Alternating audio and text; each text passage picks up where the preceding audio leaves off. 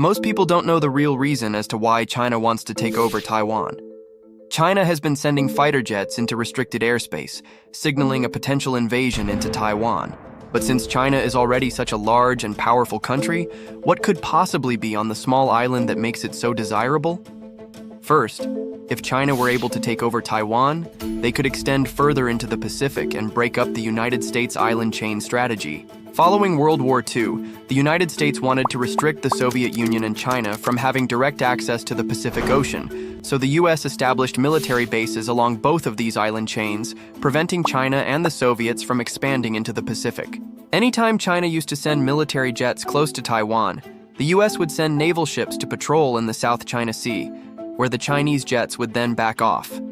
But in recent years, these US naval ships in the South China Sea haven't been scaring off the Chinese military. The main reason the United States has been so adamant about protecting Taiwan and ensuring that they stay a democratic, self-governing territory is because the United States relies almost fully on Taiwan for their semiconductor technology. Semiconductors are basically the extremely small chips that are needed for technology, from the phone you're watching this video on to planes that fly across the Pacific Ocean.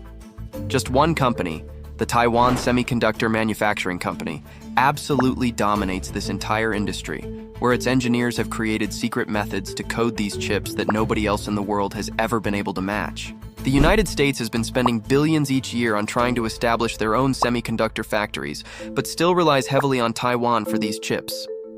If China were to take over Taiwan, they know they could cut off the United States from this important technology, ultimately sending the United States into a complete disaster. As for now, Chinese military planes continue to fly closer and closer to Taiwan, where US naval ships don't seem to be scaring off the Chinese military like they were once able to.